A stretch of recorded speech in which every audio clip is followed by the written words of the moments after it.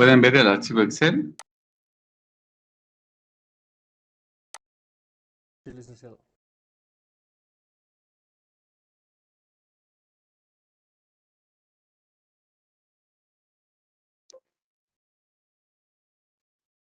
Ok, les había pedido que hagan el codo de amortización de un préstamo que tenía un plazo de 6 años y había cuotas semestrales con sistema de amortización constante.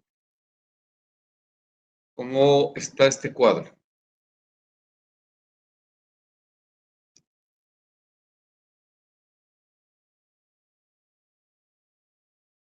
Seis años tendríamos 12 semestres, ¿no?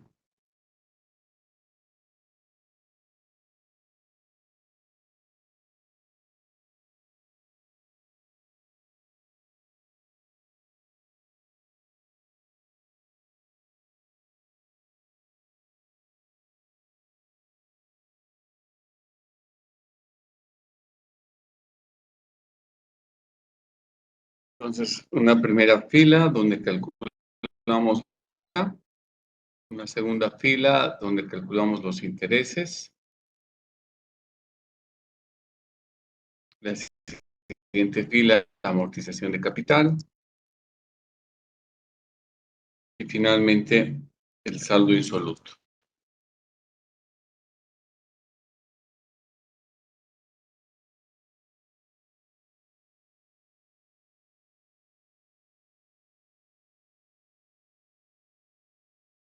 Al principio tenemos una deuda total de 950,000.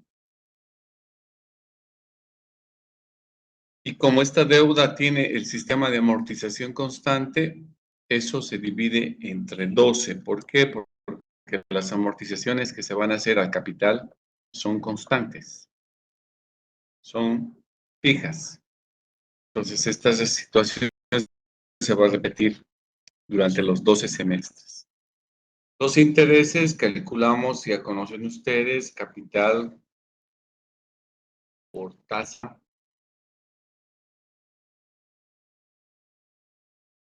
dividido entre 2 porque es capitalizable semestralmente.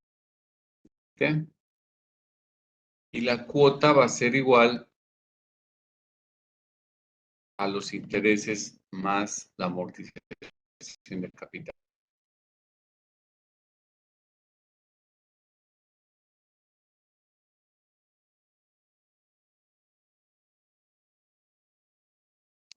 Y el saldo vendría a ser 950 menos la amortización de capital.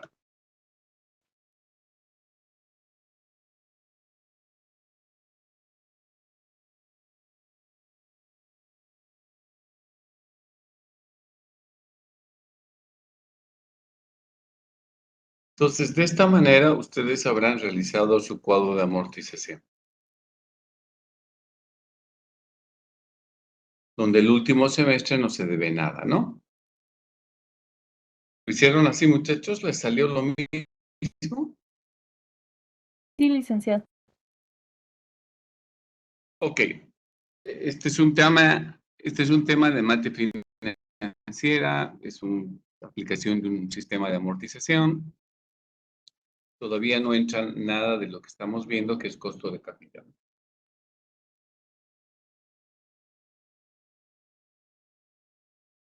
Dicho esto, ahora sí, lo que vamos a hacer es, en primera instancia, no sé si lo hicimos. Ya lo hicimos, la gráfica. En la gráfica habíamos dicho que en el periodo cero había un desembolso de dinero y había la salida de gastos bancarios. Pues en el semestre 1 se pagaba intereses y se pagaba capital, y así sucesivamente durante los 12 semestres, ¿no? Esas variables son las que ya contamos. Contamos con el desembolso de capital, contamos con los gastos bancarios, contamos con los importe de los intereses, la amortización de capital que vamos a hacer, todo eso lo contamos. ¿Qué vamos a hacer ahora, chicos? Ya habíamos explicado por qué en la gráfica colocábamos la salida de dinero, de pago de intereses y de capital con signo positivo, ¿no? Ya habíamos explicado para señalar la gráfica, pero ahora lo vamos a trabajar en la matriz, el cálculo de lo que vamos a llamar el flujo de caja.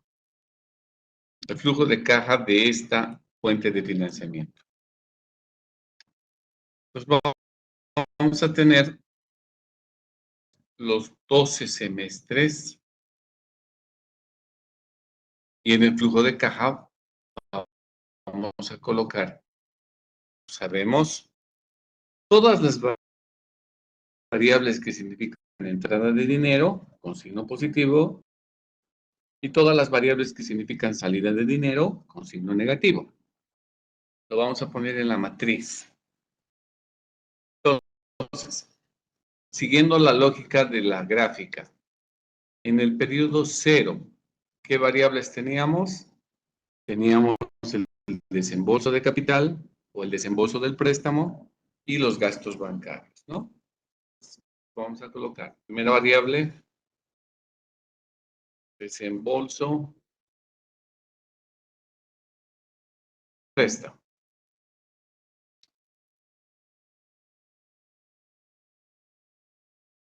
Desembolso es entrada de plata, signo positivo. ¿Cuánto nos entra? 950,000. Luego, ¿qué pagamos? Efectuamos un conjunto de gastos bancarios y como son gastos, ¿qué signo tienen? Signo negativo. Colocamos el signo menos y direccionamos los gastos bancarios. Entonces tenemos menos 11,000. Estas dos variables son las que se dan en el periodo 0, hoy día. ¿Qué otras variables más se dan? A futuro, lo que tenemos que hacer es pago de intereses. Como es pago, es una salida de dinero, por eso le vamos a poner signo negativo. ¿Y cuánto vamos a pagar de intereses en el semestre 1? 57,000. En el semestre 2 vamos a pagar 52,250. Y así sucesivamente vamos a ir colocando todo el pago de intereses con signo negativo porque significa salida de dinero. Pero además del pago de intereses tenemos que pagar o devolver el capital, la amortización de capital que hacemos. Esta variable también es una salida de plata. Por ende, también tenemos signo negativo. Y en el semestre 1, ¿cuánto pagamos por capital? 79,166. En el semestre 2, ¿cuánto pagamos de capital?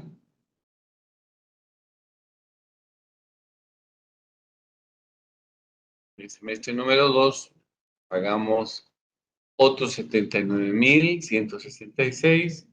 Esa cifra es constante y todas con signo negativo. Entonces, estamos jalando información del cuadro que elaboramos para amortizar el préstamo, ¿no? Como no tenemos ninguna otra variable más que signifique entrada o salida de dinero, entonces eso se llama el flujo neto de caja. Se conoce, que no viene a ser otra cosa que la sumatoria de toda la columna. Toda la columna en forma anual de lo que entra y sale dinero, ¿no? Entonces, en el periodo 0 nos queda un neto de 930,000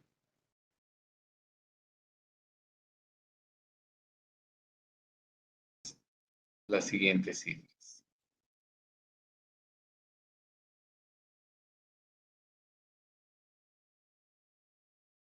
Entonces, nuestro flujo de caja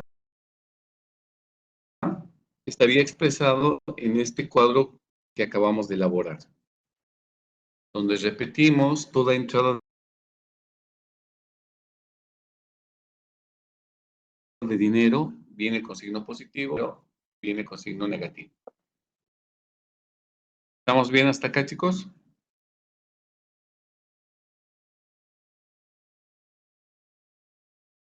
Sí, licenciado. Ok.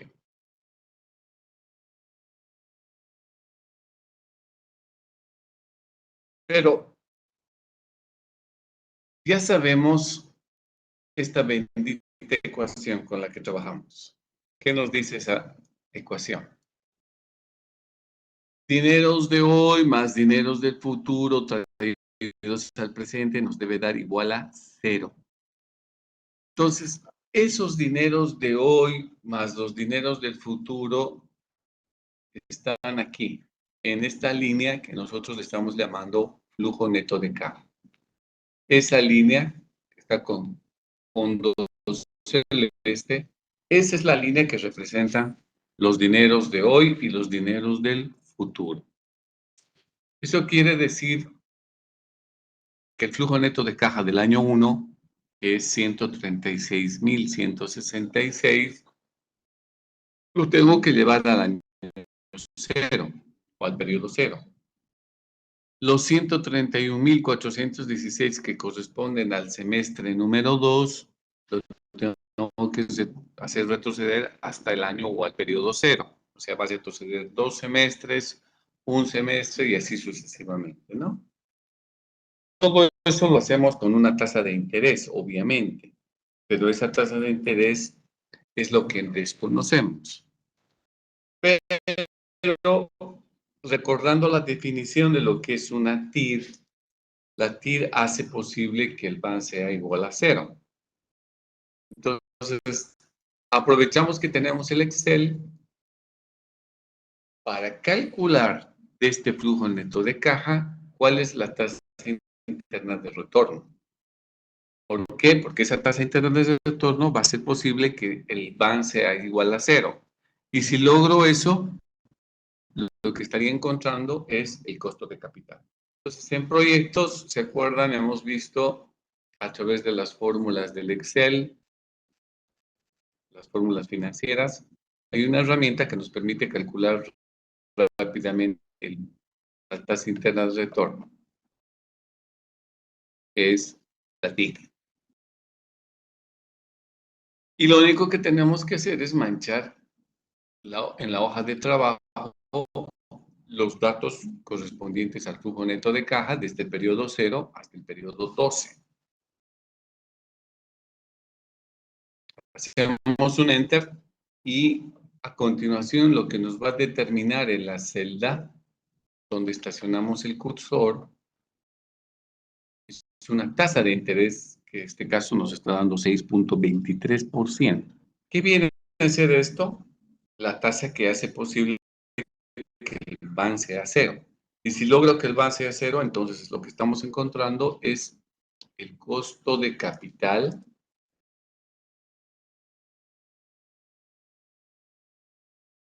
o si quieren, la tasa de interés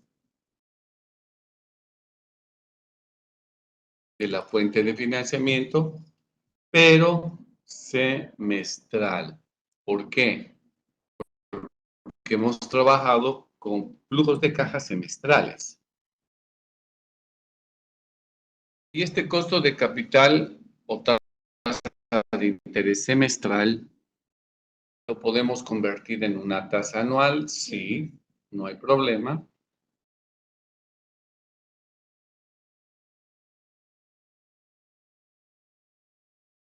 Entonces decimos, ¿cuáles son los datos que tenemos? Tengo una I que vale 6.23%. Tengo una J que vale 2, porque son semestres. y que necesitamos una tasa de interés anual, que es nuestra interrogante. Entonces, despejamos R de la ecuación que armamos, ustedes ya saben, decimos 1 más R igual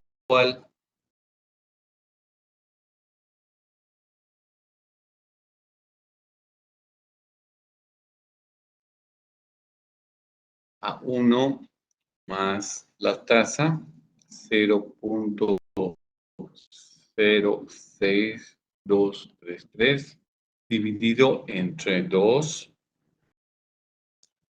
y luego elevamos a J que vale 2.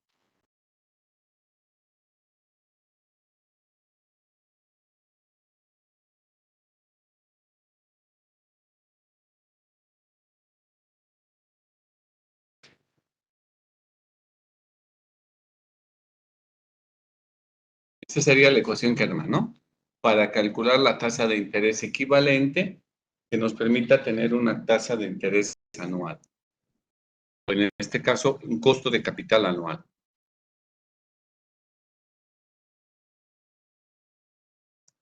Esperando esa R,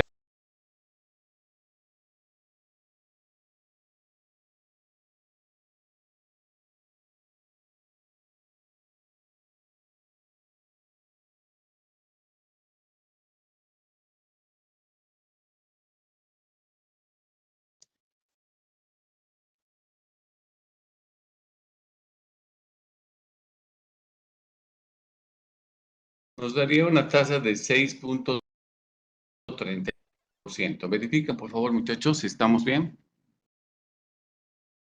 No, estamos mal. ¿Por qué? Porque aquí ya está dividida, ya tenemos la tasa semestral. No tenemos que dividir entre 2. Ahora sí.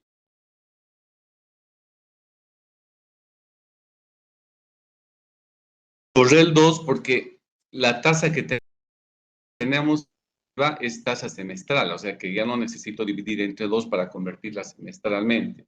Es una tasa del semestre.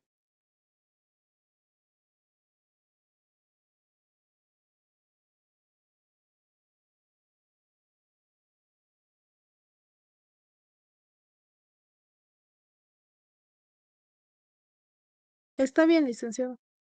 ¿Está bien, muchachos? ¿Sacan la misma cifra? Sí,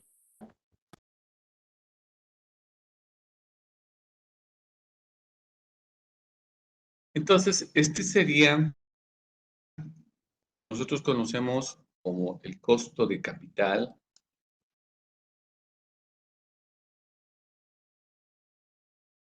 con impuestos, porque hasta ahorita no hemos deducido el impacto favorable que tenemos en la disminución del impuesto.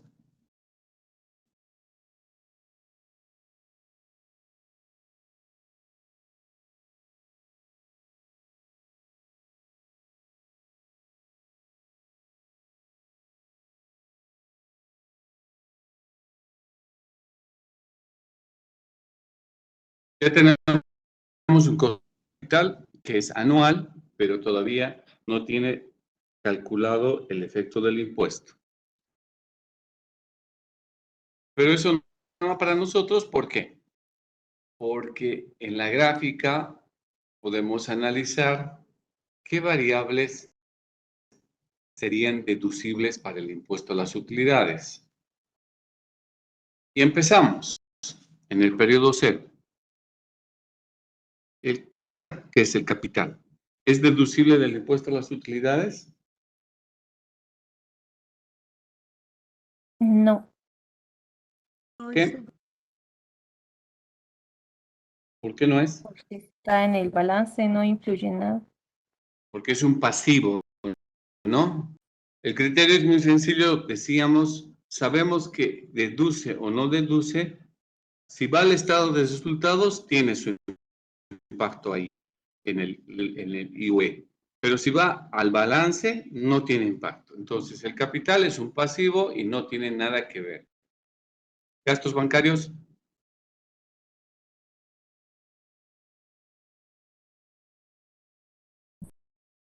Sí, mal estado de Ha estado. Entonces le multiplicamos por 1 menos t. Luego viene el primer semestre. Pagamos el interés 1 más el capital del primer semestre. Al interés, ¿es deducible del impuesto?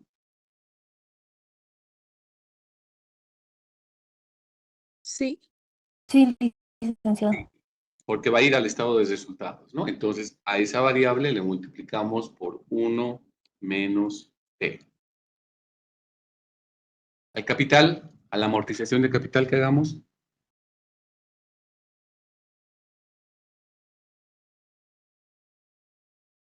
No, licenciado. no, porque es una reducción de pasivo. Entonces, el capital no se ve afectado, pero sí todos los intereses, por supuesto que sí.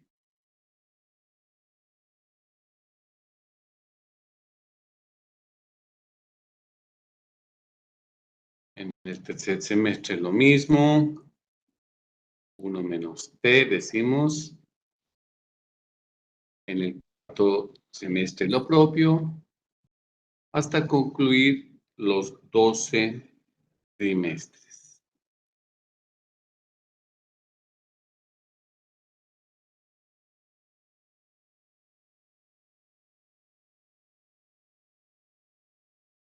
Muy bien, muchachos. Entonces, acá ya podemos observar qué ajustes tenemos que hacer en nuestro flujo de caja. En este cuadro que elaboramos, lo vamos a volver a construir.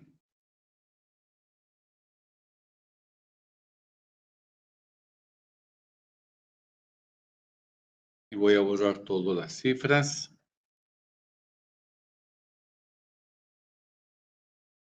Y ahora nuevamente colocamos las variables. Periodo 0. ¿Qué tenemos? El desembolso del préstamo, signo positivo. ¿Cuánto es? 950. ¿Está afectado por el factor 1 menos t? No. Entonces sigue siendo 950. Luego vienen los bancarios, salida de plata, signo negativo. ¿Está afectado por la deducción del impuesto a las utilidades? Sí, está afectado. Entonces significa que esos 11,000 lo tengo que multiplicar por 1 menos t. ¿Cuánto es esa t, que es la alícuota del impuesto a las utilidades? El 25%. Entonces ya no tenemos menos 11,000, sino lo que vamos a tener es menos 1,250. ¿Por qué? Porque ha sido afectado por el factor deducible de los impuestos. Seguimos, no tenemos nada más, ninguna otra variable más en el periodo 0. Vamos al primer semestre. En el primer semestre tengo pago de intereses. ¿Los intereses están afectados por el factor? Sí, está. Entonces, es una salida de plata, viene con el signo negativo, estos 57,000, solo que lo vamos a multiplicar otra vez por 1 menos t.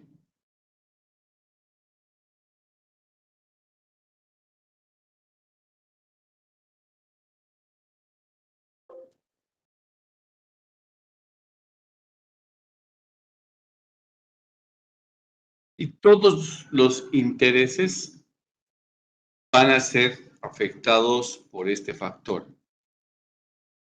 Eso lo habíamos visto en la gráfica.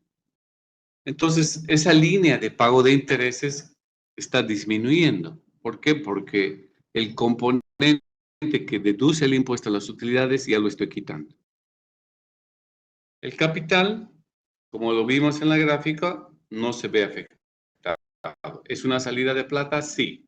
Entonces respetamos los 79,166 como signo negativo, como salida de dinero.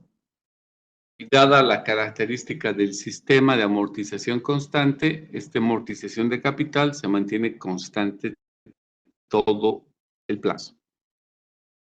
Y con eso hemos calculado 8 flujos netos de caja, que está resumido en la fila de color celeste con fondo celeste, a la cual lo que hacemos es calcular su tasa interna de retorno como herramienta que tiene el Excel y que hace que el PAN sea igual a 0.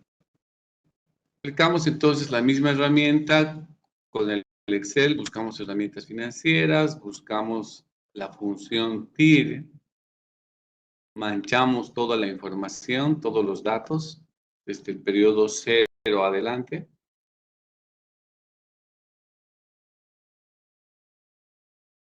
Y el resultado nos estará dando un costo de capital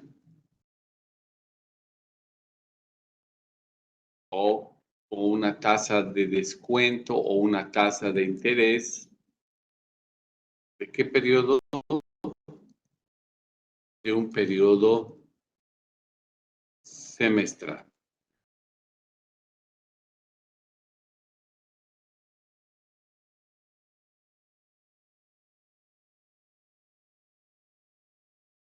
Entonces, tenemos un costo de capital, una tasa de interés o una tasa de descuento semestral.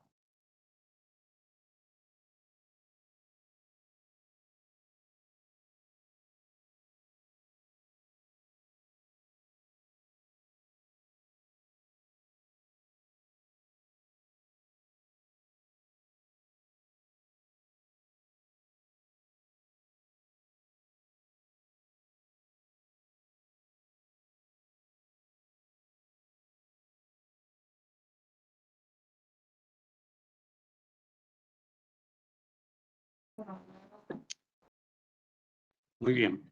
Pero como no me sirve este periodo semestral, automáticamente lo pasamos a una tasa anual, haciendo el mismo cálculo que habíamos hecho hace un momento, ¿no?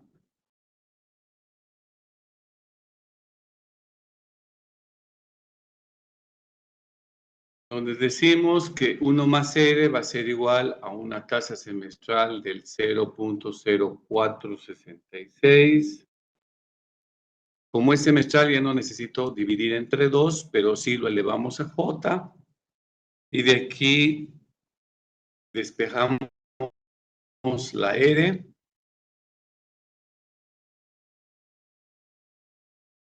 Y espero un minuto para que ustedes me den las respuestas. 9,54, 55, licenciado. A ver. Entonces hacemos operación respectiva.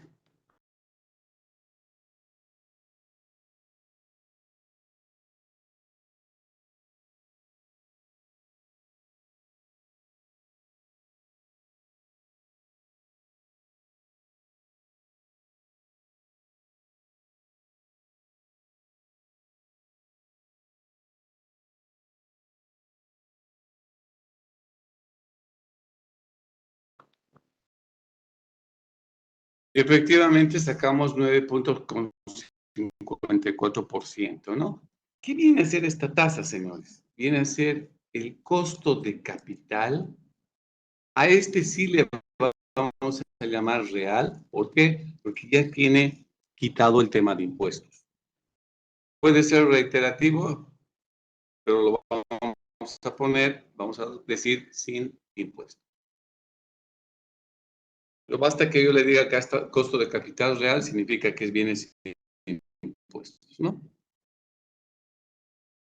Y este es el resultado que en definitiva me interesa y esta tasa es la que mancha de color amarillo porque esa es la tasa que vamos a utilizar en la UAC. Entonces, esta fuente de financiamiento, dado el plan de pagos que tiene, como ustedes pueden observar, hemos aprovechado utilizar la herramienta de la TIR que tiene el Excel para ayudarnos a despejar y encontrar esas tasas de descuento que hace que el flujo se vuelva cero. Y por las características del problema de la fuente de financiamiento, pues su tratamiento lo hemos hecho elaborando esta matriz de flujo de caja y trabajando con la última fila que viene a ser su flujo neto de caja, ¿no? Preguntas, muchachos. Aclaraciones o algo que no les haya quedado muy bien explicado para que volvamos a repetir.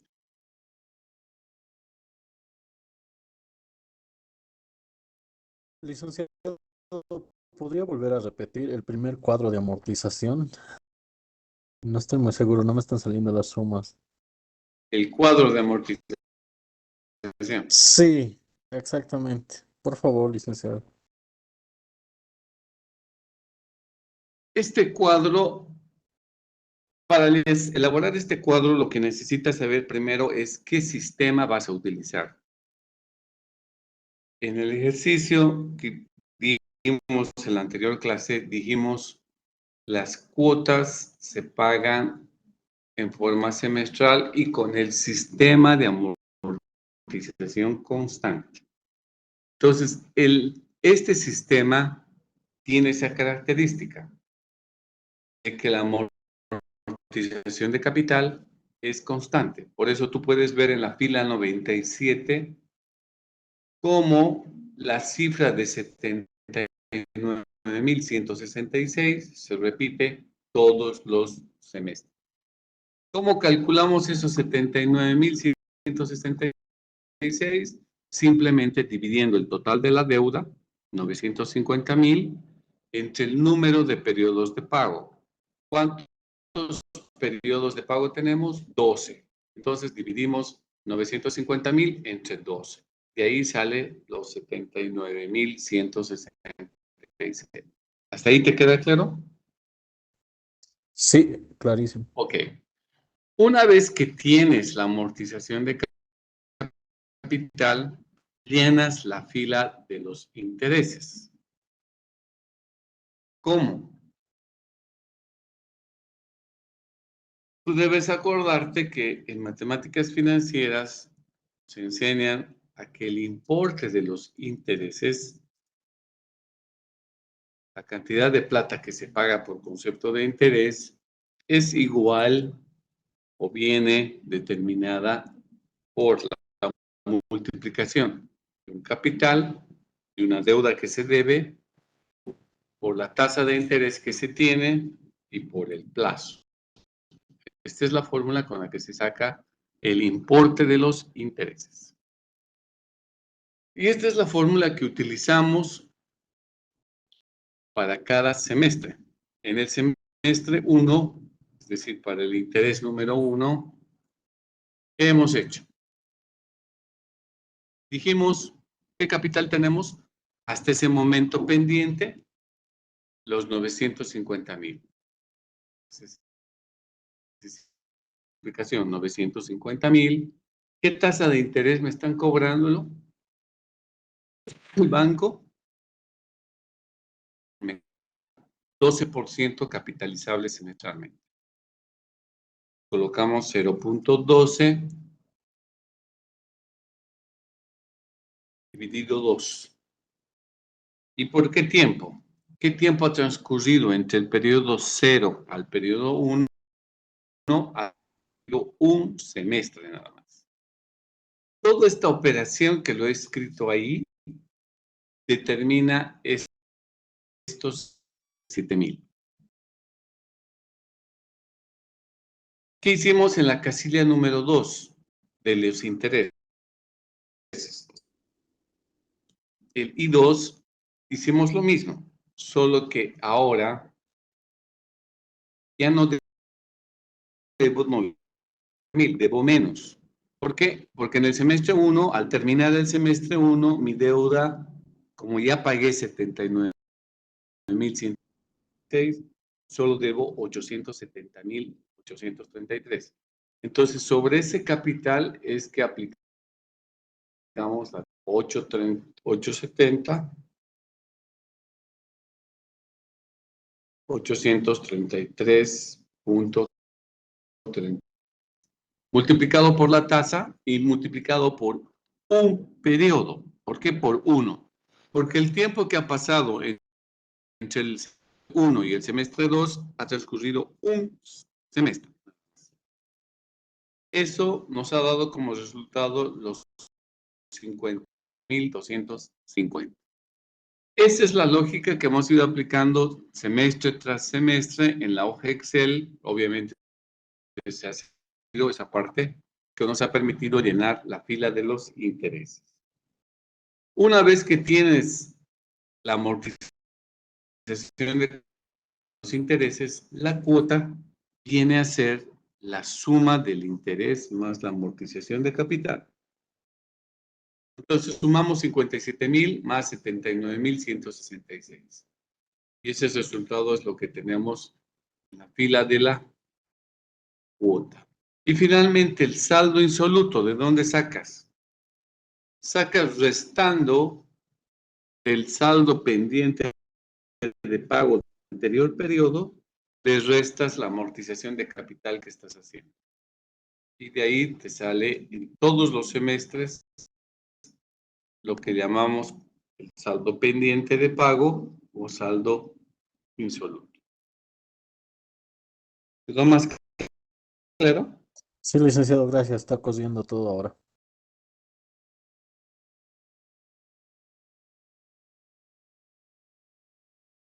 Al resto, ¿le quedó claro de dónde hemos conseguido el costo de capital real?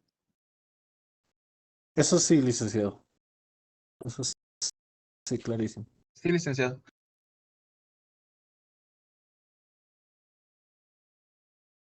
Esta es una hipoteca y como tal la estamos pagando en planes de pago, ¿no?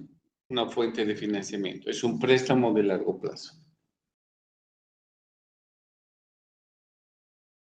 Ahora nos vamos a dar otra fuente de financiamiento. ¿Cuál? Vamos a pensar en una emisión de bonos.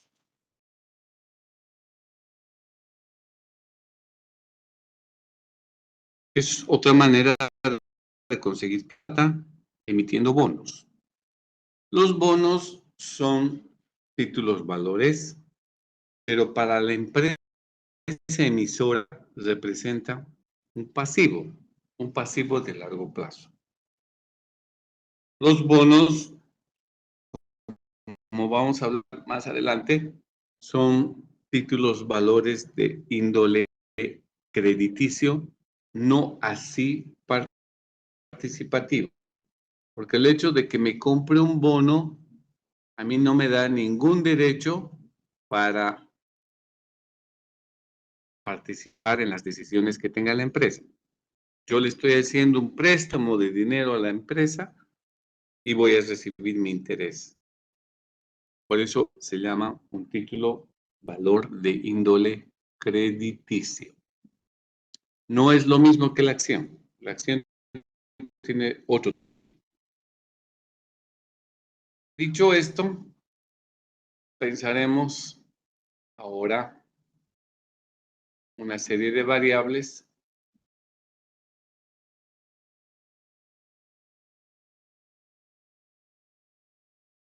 de nuestra emisión. A ver, vamos a pensar de que vamos a vender bonos con un valor nominal de 100, 250. Cada bono vale 250 pesos.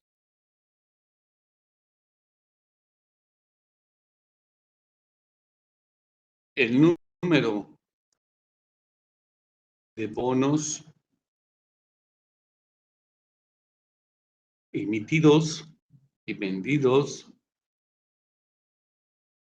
el número de bonos emitidos, vamos a pensar de que son 10.000. 10.000 bonos hemos vendido.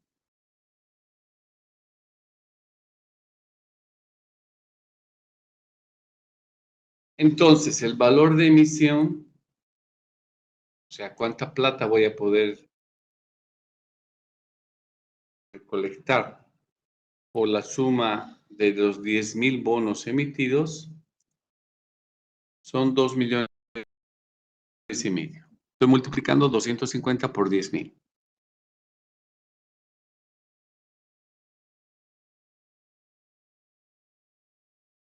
¿Listo? Ahora, los bonos, por supuesto, tienen un premio. Tienen un premio que significa pagar intereses. Y la tasa de interés que va a pagar estos bonos, vamos a asumir que es 7%. 7% anual. En otras palabras, los intereses se pagan cada año. Siguiente variable, el plazo. Vamos a pensar de que los bonos han sido emitidos por un periodo de 10 años.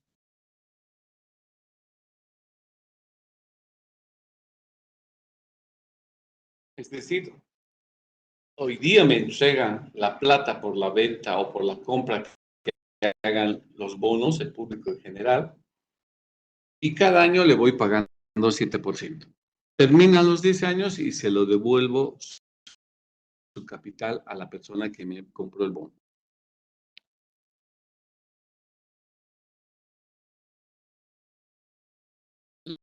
Lógicamente, una emisión de títulos valores tiene lo que llamamos gastos de emisión.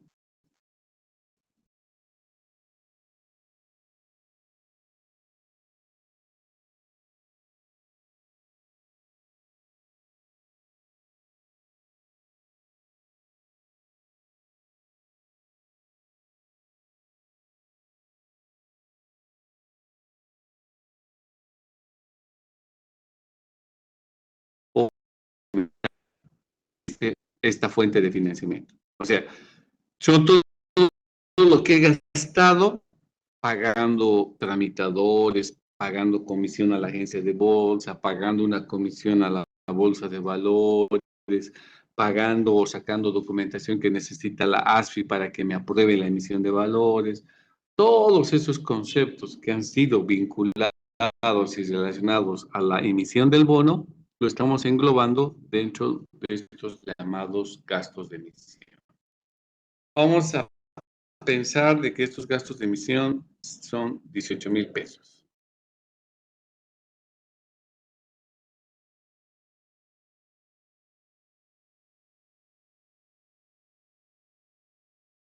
También vamos a trabajar, por supuesto, con la alícuota del IUE 25%. Y con esta información, ahora sí,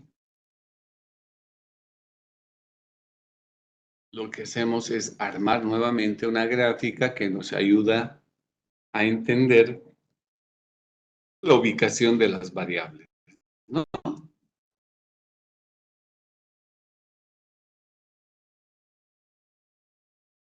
Bueno, en este caso, nuestra gráfica es hasta los 10 años.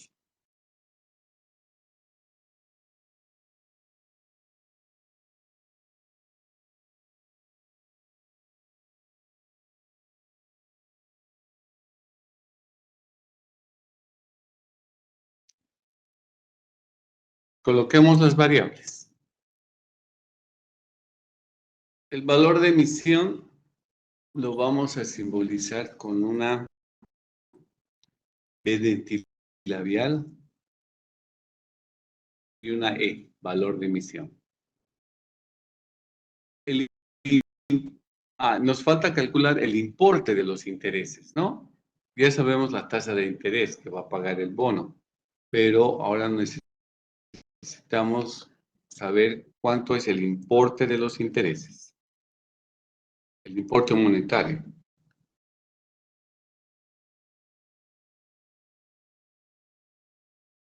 Eso le llamamos I mayúsculo. ¿Cuánto va a ser? Va a ser el 7% del total de la emisión.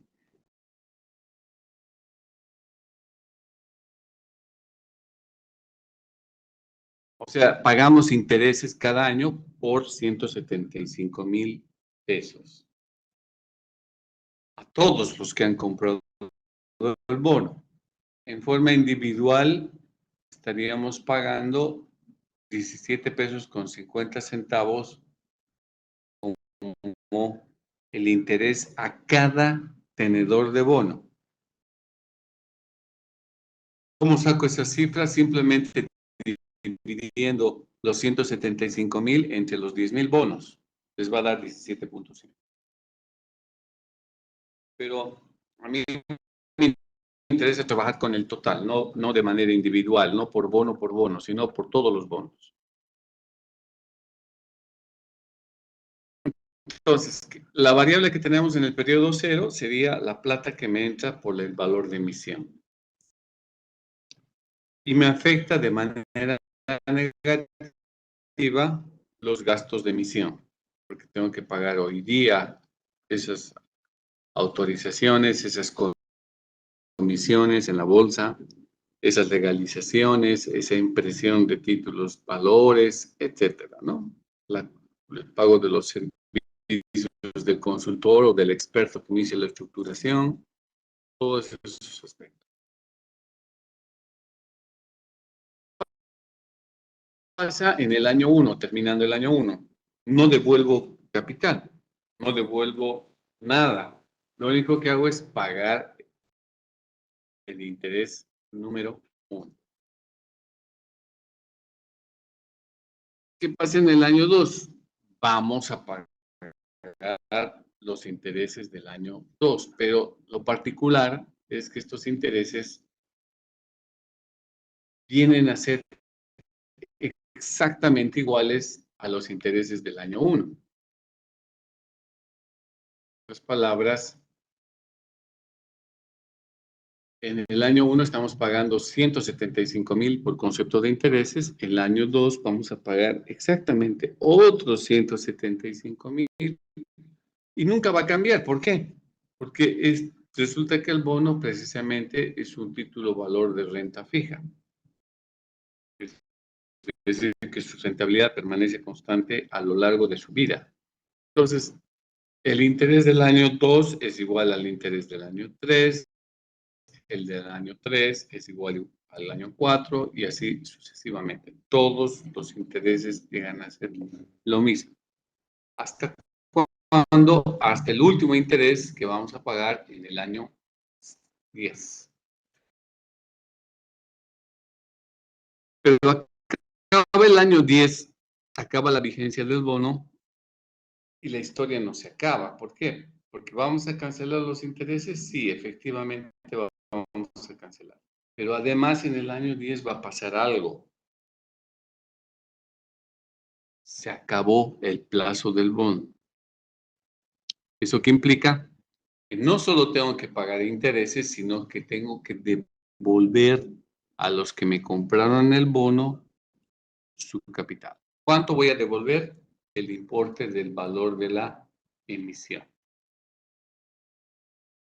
No lo voy a poner el valor de emisión, voy a poner lo que se llama el valor de redención. ¿Por qué? Haciendo un acápite y adelantando algo que vamos a volver a reiterar más adelante. En el caso de los bonos, pueden haber 3 escenarios. Que el valor de emisión vaya a ser igual que el valor de devolución. Que técnicamente ese valor que me devuelven se llama valor de redención.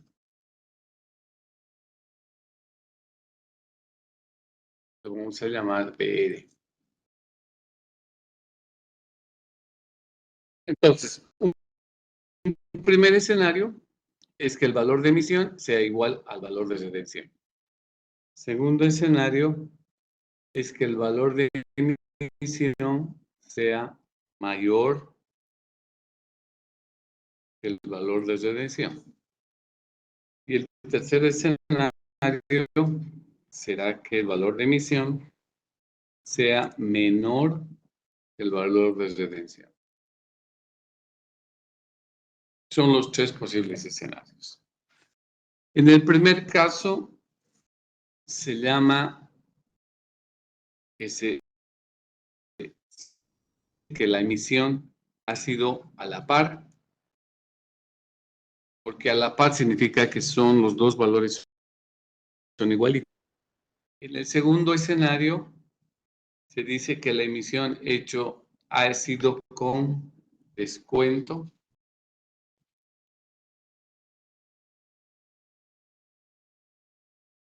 Y el tercer escenario, la emisión se habría hecho con prima o con premio.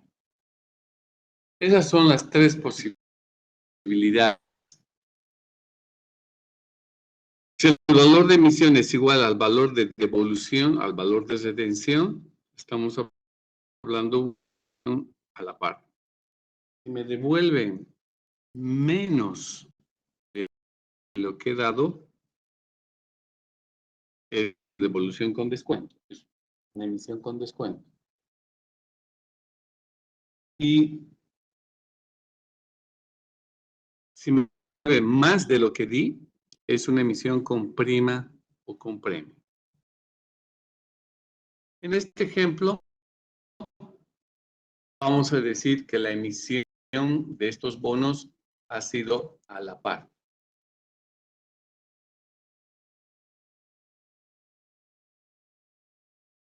Y quiere decir eso, que vamos a devolver exactamente lo mismo. Entonces, en la gráfica vamos a colocar la variable al final del periodo 10. Aquí vamos a colocar el valor de redención, que simboliza la plata que va a devolver.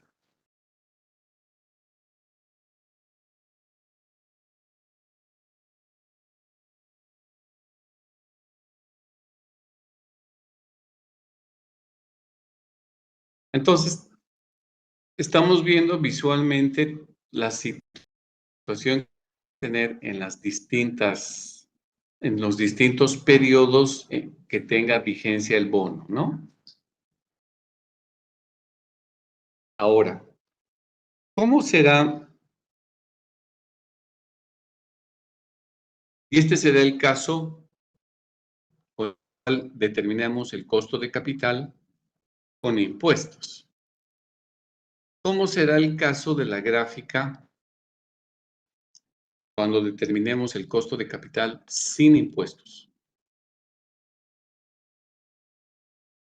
Al valor de emisión, ¿es deducible el IUE? ¿Sí o no?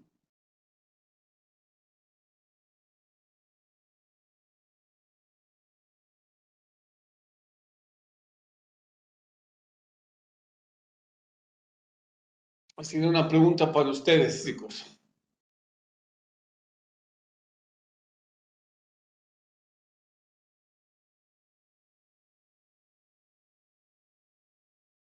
El valor de la emisión, el valor de la plata que les entregan cuando les compran el bono, ¿es deducible del IUE?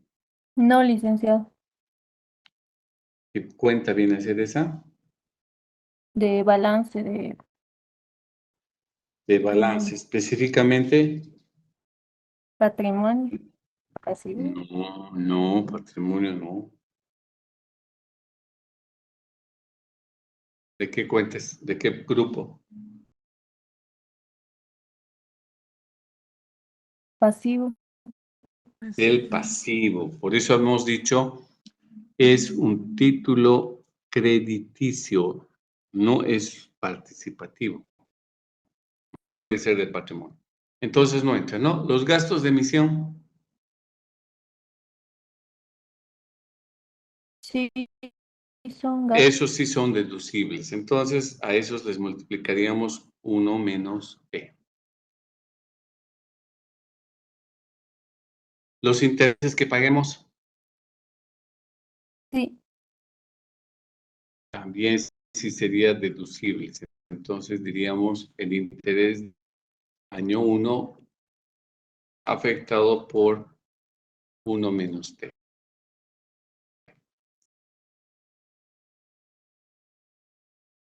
El interés del año 2 también lo mismo.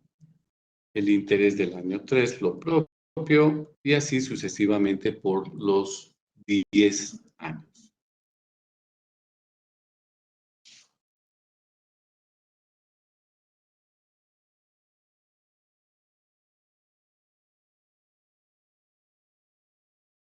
Ahora, el valor de redención, el valor que me devuelvan, ¿sí será afectado o no? No, licenciado. No, porque lo que estamos haciendo es devolver un pasivo, ¿no? Ok. Entonces, sobre la base de esto, chicos, el lunes es feriado. El miércoles a primera, al empezar la clase, me van a entregar el cálculo de costo de capital anual con impuestos y el costo de capital sin impuestos. Ya tienen todo acá. Con la gráfica ya tienen todo. Entonces me van a calcular, repito una vez más, el costo de capital anual con impuestos y el costo de capital real sin impuestos. Entregan e inmediatamente lo hacemos en clase, lo terminamos en clase. Ya después de esto nos vamos a meter a fuentes de financiamiento con recursos propios, emisión de acciones, las utilidades retenidas y calculamos la WACC. Eso ya estamos prácticamente en la recta final. ¿Quedó claro la tarea? Sí, licenciado. Sí, Ok. licenciado.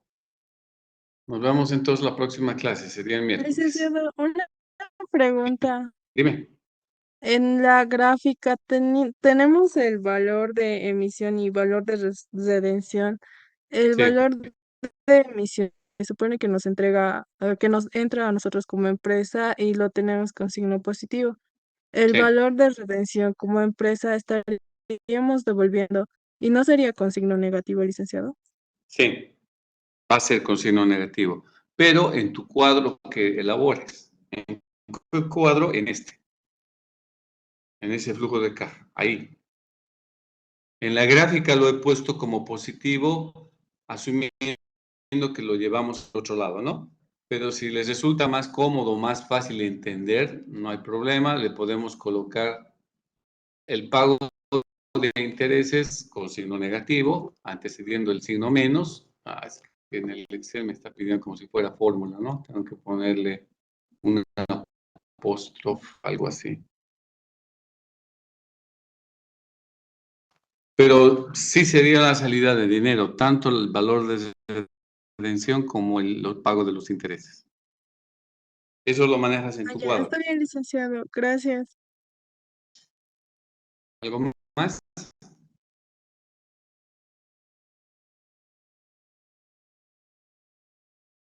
Bueno, chicos, entonces nos vemos en la siguiente clase. Que vaya bien. Luego,